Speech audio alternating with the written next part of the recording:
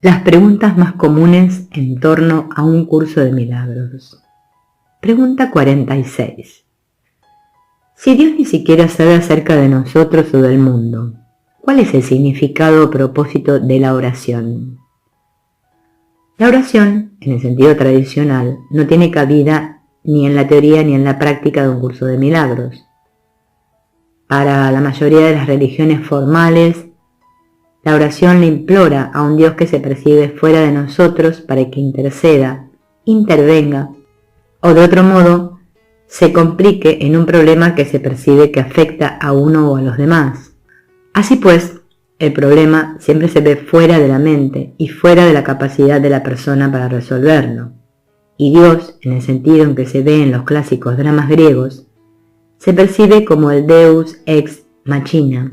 Literalmente significa Dios que sale de una máquina, quien de repente y de manera bastante mágica penetra en nuestro mundo para arreglar lo que ha salido mal, tal como se hacían las actuaciones de los antiguos dramas, cuando una verdadera máquina aparecía en el escenario cargando al Dios que al final hacía que todo se arreglase.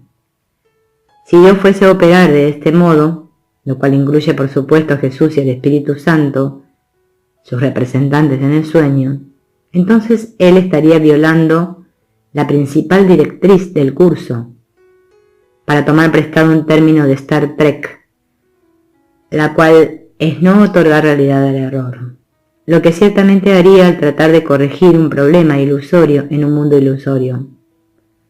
Por eso es que Jesús afirma temprano en el texto que la única oración que tiene sentido es la del perdón, porque los que han sido perdonados lo tienen todo. Y por supuesto, al pedir la ayuda del Espíritu Santo para ponernos en contacto con nuestras mentes correctas, es una forma de esta oración. El perdón deshace el pensamiento erróneo de la mente de que verdaderamente hay un problema que resolver. El problema real, naturalmente, es la creencia de que hay un problema en primer lugar, y pues no necesitamos orar para que una figura externa elimine un problema externo. Más bien oramos por ayuda en recordarnos de que de hecho solo hay un problema, la creencia en la separación, y una solución, la expiación. Y más aún, este problema ya está resuelto. La respuesta solo espera nuestra aceptación.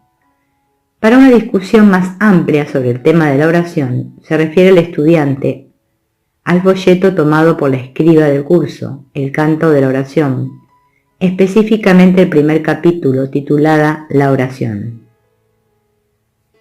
Pregunta 47. Tal parece que las cosas empeoran desde que comencé a trabajar con un curso de milagros. ¿Es esto común? ¿Estoy haciendo algo incorrectamente? Si bien es difícil responder a las experiencias individuales de los estudiantes sin conocer mucho más sobre las mismas, hay todavía unas observaciones generales que podemos hacer. En efecto, ese es el caso con muchos estudiantes de un curso de milagros. Su trabajo con este parece intensificar los conflictos del ego más bien que aliviarlos. De hecho, lo que sucede a menudo es que pensamientos egoístas que se han negado por tanto tiempo ahora surgen a la conciencia. Un ejemplo del importante principio del curso de traer la ilusión a la verdad o la oscuridad a la luz, de modo que puedan mirarse con Jesús o el Espíritu Santo, y de esa manera desprenderse de ellos, puesto que es el miedo lo que mantiene a nuestra culpa en la negación.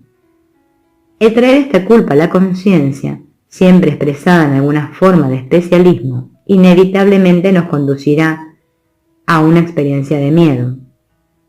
Eso es lo que se quiere decir con estas dos poderosas afirmaciones en el texto, que se refieren específicamente a esta experiencia. La primera se relaciona con nuestra elección de Jesús como nuestro guía, en vez del ego, y la respuesta de ira del ego ante esa percibida traición. ¿Quieres saber lo que la voluntad de Dios dispone para ti? Pregúntamelo a mí, que lo sé por ti y lo sabrás. No te negaré nada, tal como Dios no me niega nada a mí. Nuestra jornada es simplemente la de regreso a Dios, que es nuestro hogar. Siempre que el miedo se interpone en el camino hacia la paz, es porque el ego ha intentado unirse a nuestra jornada, aunque en realidad no puede hacerlo. Presintiendo la derrota, e irritado por ella, se considera rechazado y se vuelve vengativo. El segundo pasaje tomado de la sección Las dos evaluaciones explica la reacción del ego cuando elegimos la amorosa evaluación que el Espíritu Santo hace de nosotros, en lugar de la evaluación poco cariñosa del ego. Tienes pues dos evaluaciones conflictivas de ti mismo en tu mente, y ambas no pueden ser ciertas. Todavía no te has dado cuenta de cuán extremadamente diferentes son, porque no entiendes cuán elevada es realmente la percepción que el Espíritu Santo tiene de ti. El Espíritu Santo no se engaña con respecto a nada de lo que haces, porque nunca se olvida de lo que eres. El ego se engaña con respecto a todo lo que haces, especialmente cuando respondes al Espíritu Santo, ya que en esos momentos su confusión aumenta.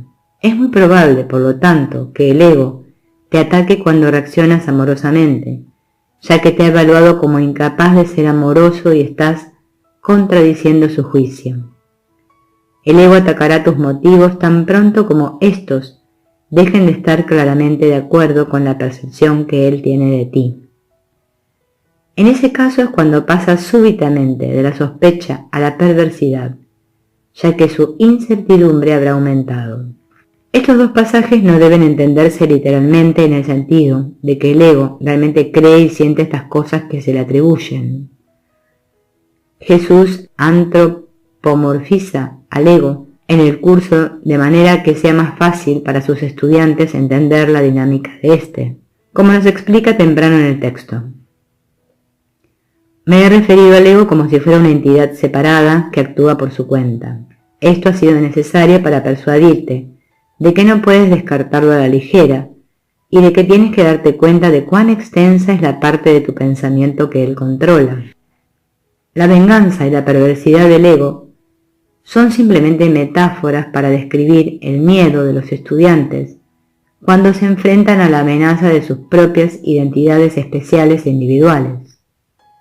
La presencia amorosa de Jesús dentro de nuestro sueño, la cual refleja la evaluación que el Espíritu Santo hace de nosotros, representa el corazón de esta amenaza al sistema de pensamiento del ego. Este miedo es lo que conduce a la defensa de la proyección, la cual tiene que tomar la forma de comportarse o de pensar perversamente hacia otro, ira, o hacia nosotros mismos, enfermedad. Son estos ataques del ego, de ira o de dolor, los que conducen a la percepción y experiencia de que las cosas empeoran. En resumen, pues, con frecuencia podemos ver que estos periodos difíciles, a los que el manual para maestros se refiere como periodos de inestabilidad, pueden ser buenas señales de que los estudiantes realmente están progresando en su jornada de perdón con el curso. Sin embargo, de ninguna manera debe entenderse que esto significa que siempre este es el caso. Los estudiantes tienen que aprender a discernir estas señales positivas de las negativas, donde ellos están sumergiéndose más profundamente en el infierno del ego, y entonces necesitarían ayuda externa. Estos estudiantes en particular que se ubican a sí mismos en el papel de maestros o terapeutas de un curso de milagros y que no tienen adiestramiento o experiencia supervisada en estas áreas, tienen que estar alerta contra las necesidades de su propio especialismo, las cuales interfieren con la aplicación del juicio acertado en circunstancias donde otro está en serias dificultades y en profunda necesidad de ayuda. Desgraciadamente, durante un periodo de muchos años hemos observado muchas dolorosas y trágicas consecuencias de gente sin adiestramiento que sirven como consejeros y terapeutas de otros que estaban en seria dificultad emocional. Su intervención a veces exacerbó el problema en lugar de aliviarlo, aún hasta el punto de precipitar colapsos que requirieron hospitalización. Pregunta 48. Si practico fielmente un curso de milagros, ¿desapareceré? Esta es una preocupación comúnmente expresada por los estudiantes del curso y refleja la misma confusión de niveles que hemos comentado antes. El nivel 1, el cual es el término nuestro para referirnos al fundamento metafísico del curso, es intransigente en no ver reconciliación alguna entre la verdad y la ilusión, la eternidad y el tiempo. En este nivel no toma ningún tiempo retornar al estado del cielo en el que no existe la forma porque jamás lo abandonamos. Para recordar esta importante línea citada antes, en Dios estás en tu hogar soñando con el exilio. Nuestro viaje sin distancia. No requiere de tiempo para concluirse. En el nivel 2, sin embargo, el cual refleja nuestra experiencia temporal dentro del sueño, nuestro viaje a casa toma tanto tiempo como nosotros requiramos. De hecho, temprano en el texto, Jesús observa que el final colectivo del sueño ocurrirá durante millones de años, lo cual sugiere que, con seguridad, Él está consciente de la necesidad de deshacer lenta y suavemente el miedo del Hijo. En efecto, como ya hemos visto, muchos pasajes de un curso de milagros reflejan esta conciencia. Por lo tanto, los estudiantes deben hallar consuelo en una línea como la siguiente, la cual indica que sus miedos de desaparecer en el corazón de Dios son infundados. No temas que se te vaya a elevar y arrojar abruptamente a la realidad.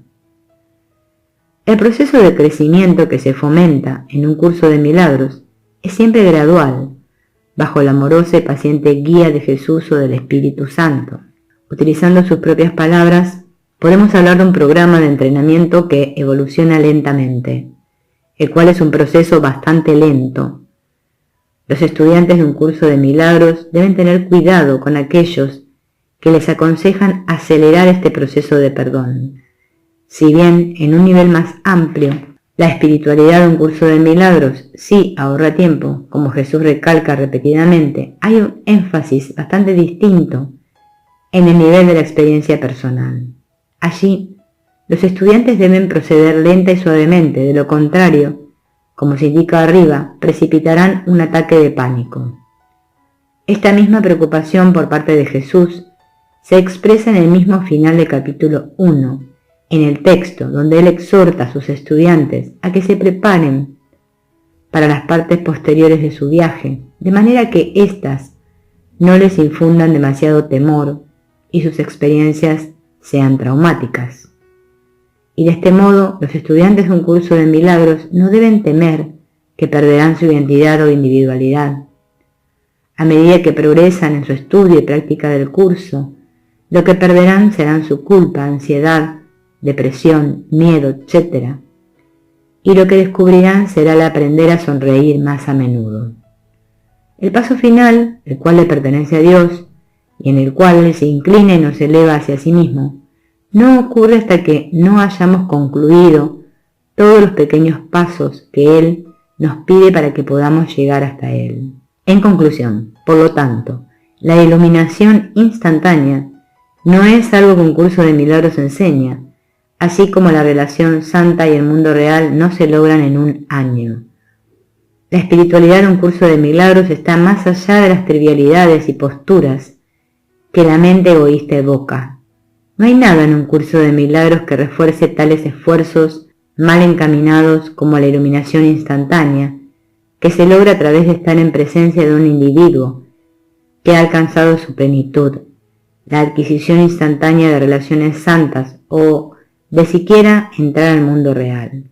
Los seguidores de tales esperanzas mágicas hallarán al final que sus esfuerzos han conducido a nada, puesto que solo refuerzan más experiencias alucinatorias de la salvación. De hecho, el curso requiere mucho estudio durante largos años, de trabajo fuerte y de práctica, para lograr el instante santo final, que es la consecución del mundo real.